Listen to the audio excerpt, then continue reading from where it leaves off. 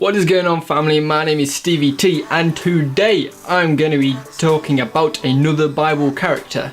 This time I'm going to be talking about another prophet. So the person that I'm talking about is known as one of the best prophets in the Old Testament. Like, this guy, he's a pretty cool guy. I mean, I don't know whether there's a scale between who's a good prophet and who's a bad prophet. I mean, if there is a scale, this guy's a pretty good prophet because he didn't die.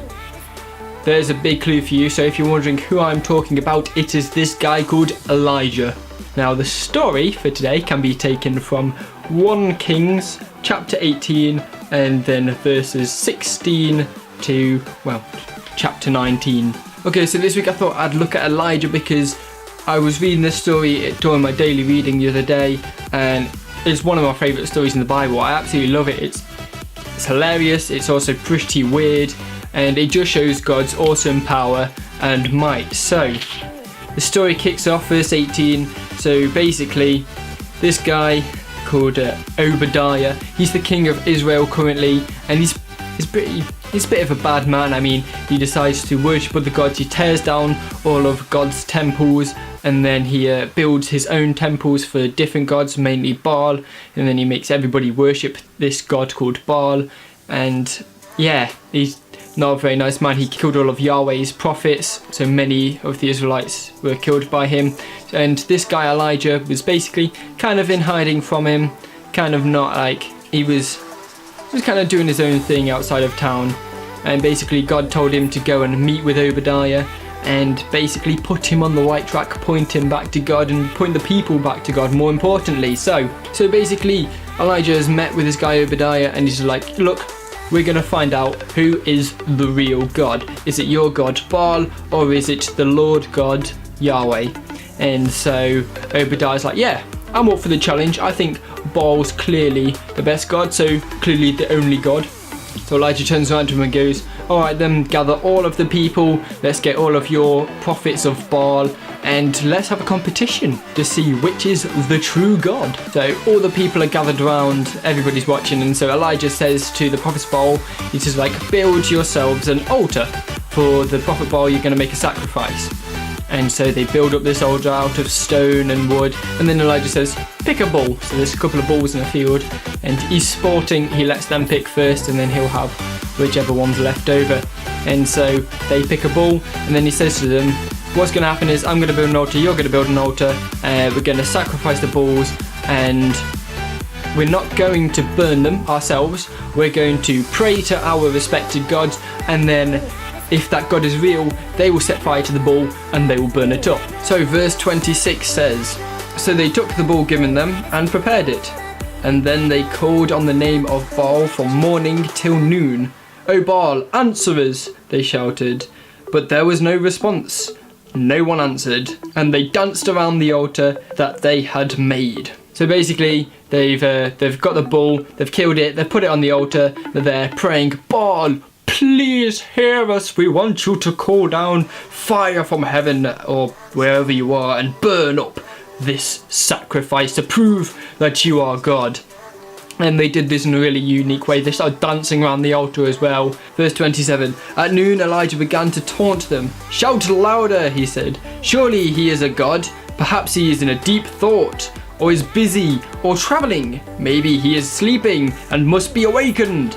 So Elijah's there, he knows that God is the only God, he's experienced God's presence, he knows he's going to win this competition. So he starts to get a bit big-headed. He's just like, look at you mugs, what are you doing? Maybe you want to shout a bit louder, maybe your God is asleep, maybe you need to wake him up, or maybe he's on holiday, maybe he's just gone, oh, he's a bit busy, maybe he's doing some other work and can't, he's not fussed with you at the moment. Shout louder, try and get his attention. Elijah knew hands down that he had this in the bag. He knew that God was gonna pull through for him, and that Yahweh was the only God, and that this guy Baal, he didn't exist, he was made up, and that Obadiah and all of his prophets were a bit loony. Verse 28. So they shouted louder and slashed themselves with swords and spears, which was their custom, until their blood flowed. these people, they went from dancing to getting knives or swords and spears, and they were slashing themselves. They were going crazy. They were like, Baal, answer us, cutting themselves, swords and spears. Like, you know you're desperate when you start using swords and spears to cut yourselves, and apparently that's the custom. I mean, if you're following a god that says you have to cut yourselves or whatever, then surely it's not a good thing. What sort of a god would want you to cut yourselves? Verse 29, midday passed, and they continued their frantic prophesying until the time for the evening sacrifice. But there was no response. No one answered, no one paid attention. They were going for hours, they were cutting themselves for hours. It says here, frantic prophesying. They were going crazy. Frantic is a big word. It meant a bit nutty. They were going mad, and they were desperate. These guys were properly desperate to try and get their God to hear them, and yet there was no answer at all. And so evening came, and it was time for Elijah's turn. Verse 30, then Elijah said to all the people, come here to me. They came to him, and he prepared the altar of the Lord, which was in ruins. Elijah took 12 stones, one for each of the tribes, descendants of from Jacob, to whom the word of the Lord had come, saying, your name shall be Israel. With the stones he built an altar in the name of the Lord, and he dug a trench round it, large enough to hold 2 seahs of seed. So that is probably about 26 pints or 15 litres. So it says at the footing here. Verse 33. He arranged the wood, cut the bull into pieces and laid it on the wood.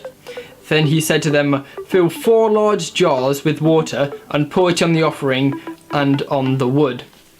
So I don't know whether you've tried to burn anything before, but if you pour water on it, it becomes soggy and you can't burn it. So if you're trying to create a fire, using soggy wood doesn't work because it doesn't burn. So Elijah decided, let's make the wood and the bull soggy because that makes sense. Like, these guys are probably looking at him like, what is he doing? He's trying to prove that his God exists, and yet he's making it harder for his God to prove that he exists and harder for him to set fire to the bull. This method just seems mad. It just sounds like it's not going to work, and it sounds pretty stupid. Verse 34, do it again, he said, and they did it again. Do it a third time, he ordered, and they did it a third time.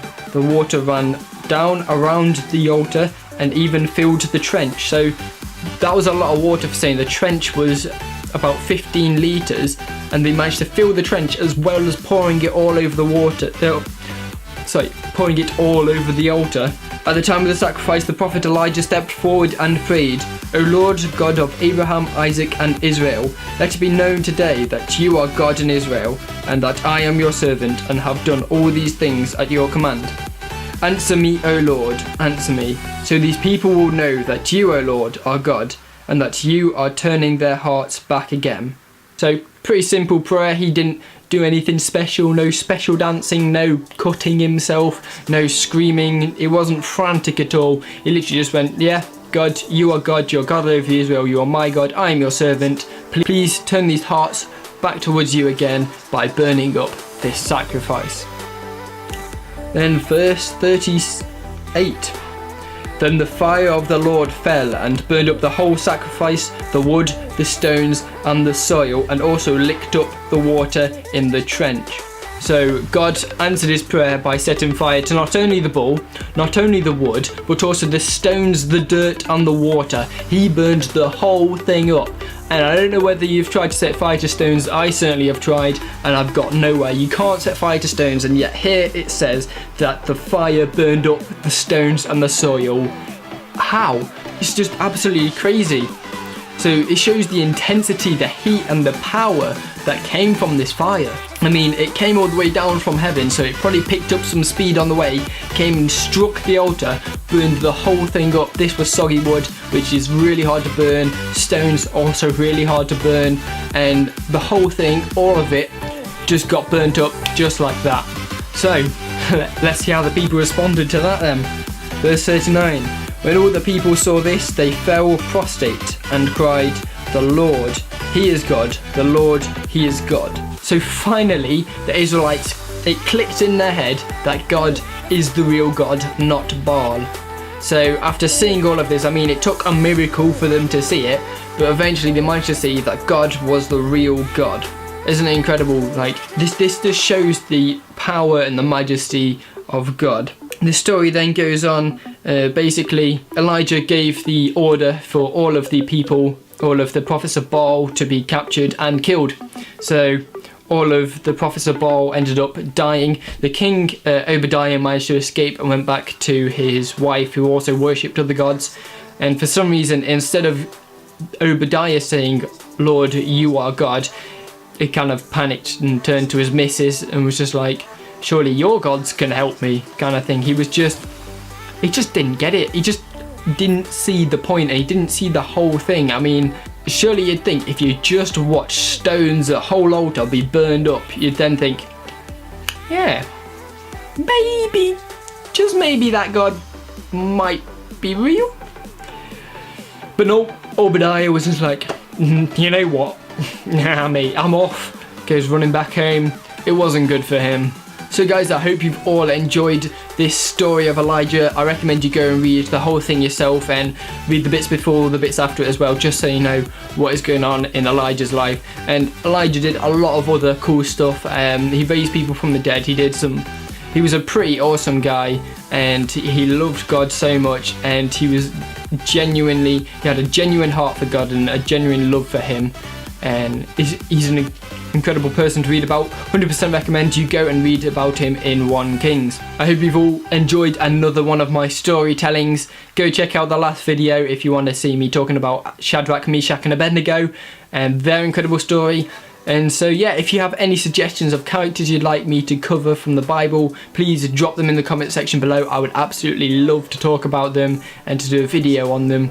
If you are new to my channel, then please go check out some of my other videos, and if you like them, then subscribe, leave a like and a comment below. And I hope you all have a wonderful and amazing week. Don't forget to be real, be true, God bless, and I shall catch you all in a bizzle. See ya!